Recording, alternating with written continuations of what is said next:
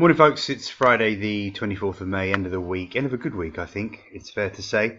This is the dollar index, which I haven't been tracking too closely this week. I did suggest when we were down here that we'd go a little bit higher, and we certainly did, so that was good. We retested the previous high, that was my target for the week, so that worked fine. But as you can see, we rejected that quite significantly with a long upper wick and a big red-bodied candle, wiping out 3 days of gains, almost 4 days of gains. So that is a pretty negative candle as we become overbought, and certainly could signal a double top. So risks are potentially to the downside in the dollar now. We've got a bit of trendline support just holding perfectly around 97.80, of course. So below there is going to look a bit wobbly. We're looking at, well, below 97.70 would certainly confirm it. That's the midpoint of the Bollinger Band.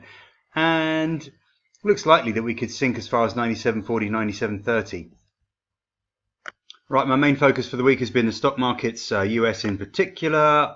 I have been suggesting shorts for quite a long time in the E-mini S&P, giving you some good entry levels. I think simple really, just following this trend line down. So assuming you did manage to get short at least somewhere around here in that 28.60 area. Yesterday was just perfect. I did say that a break below 28.50, I think I gave yesterday, or a little bit lower than that, 28.45, would be the next sell signal, and that just worked out really, really nicely. The stock market's collapsed. I've been calling them lower for a long time, so this was all as expected. We got down as far as 28.05, and you will know that that was very close to the most important support level of the week, around 2800. So that has held. So the question now is, how far do we bounce? Obviously, as I speak, we've got to about 28.20.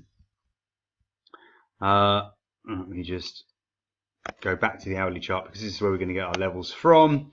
We've got a little bit, we've got the first kind of resistance around 28.35, 28.37. You'll remember that level from the downside. I suggested that we might break that this time, and we did break it. And in fact, that worked perfectly as a resistance on that little bounce there, as you can see. So if you weren't short already, or if you wanted to add to shorts, that was your charts on that little bounce to that level. But it did break as I suggested. So watch that level on the way back up, see if that holds.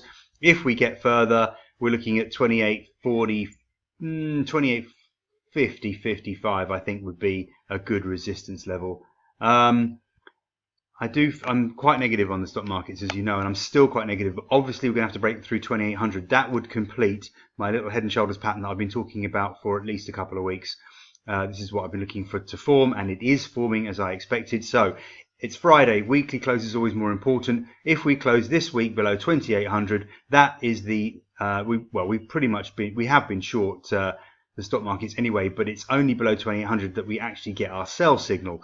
So if you're holding shorts, that's what you want, a weekly close below 2800. And if you're not holding shorts, then you want to look to be getting short on a weekly close below there. Dow Jones, I said, if anything, it looks more negative than the E-mini S&P, and we got a really nice plunge there, of course, yesterday. Trendline doing its job, which is where I was suggesting that we get into shorts, so that was nice and easy. Quick, easy money this week. Again, talking about the head and shoulders pattern, so as you no doubt remember, we need to break the neckline, which comes in around 25.220, 25.210. So a weekly close below there will confirm our sell signal.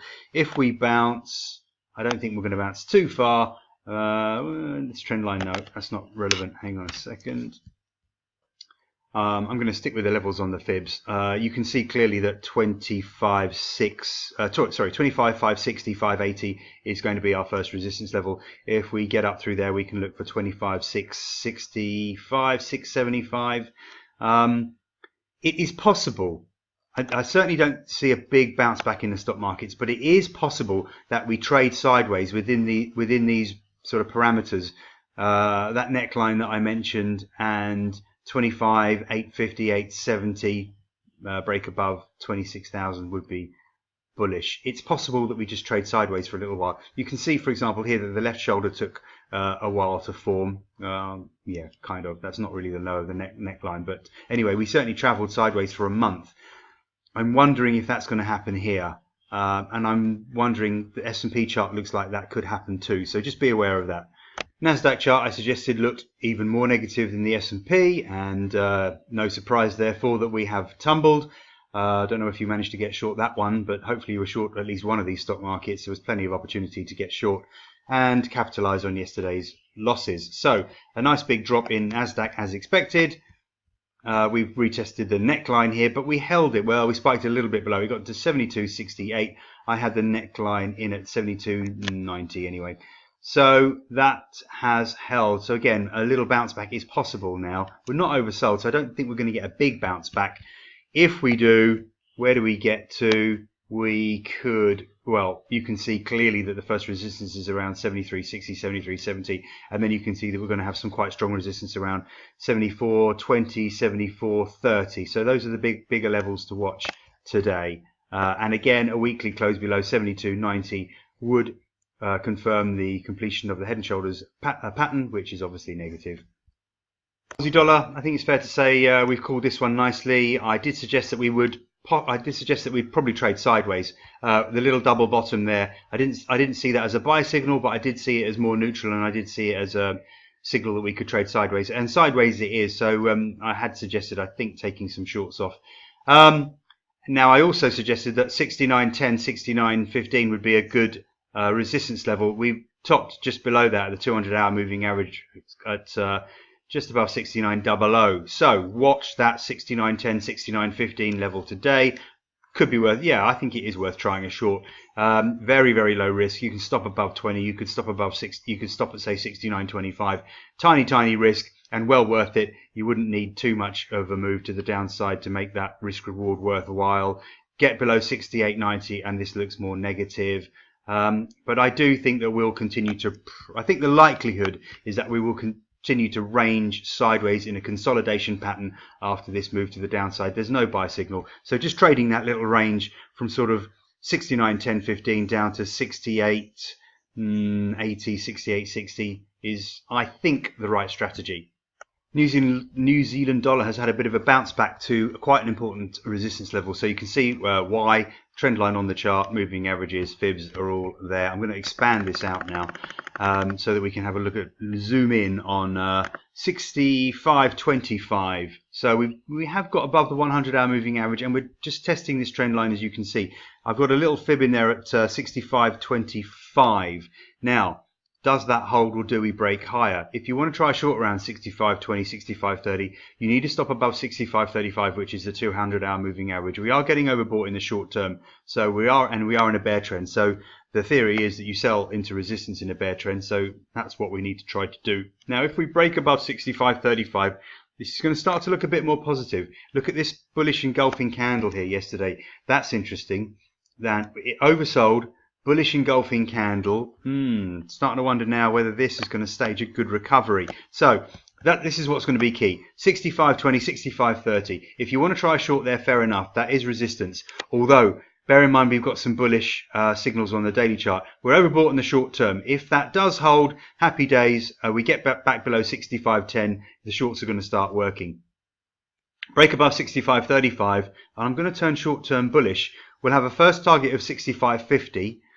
We'll probably stall there, but I'm not sure if I'd short there now. I think that would be too risky.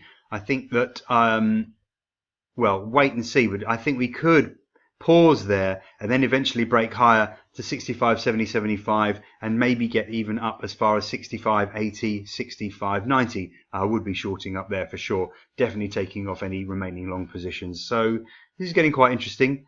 Dollar yen's been just a beauty this week. We were selling it up at 110.50, 110.60. How nicely did that work? Down we went. I had my target actually 109.90, 109.80. I suggested taking shorts off there. I don't think I was suggesting a long there. It just didn't look good enough. So we've plunged even further. Okay, fair enough. But I'm still happy with taking sort of 60, 70 pips out of a trade in a week. Right now, I'm not sure what happens with the dollar yen. It'll track the stock market, so we could get a little bounce back if the US stocks bounce back. And I think I do favour that today, although I wouldn't try a long. It's too risky. I'm just going to have to wait and see what happens with this pattern. This is interesting for the euro. Look at this potential double bottom, 111.10 rather, 111.06. So we've got a potential decent sized double bottom, which kind of matches that double top in the dollar index. A bullish candle, long lower wick, nice big blue body, engulfing candle. We've engulfed the previous day's candle, and we're pretty much looking at breaking above the previous 4 days trading. So this looks kind of good. What does it look like on the hourly chart? You see the stochastics there turning more positive.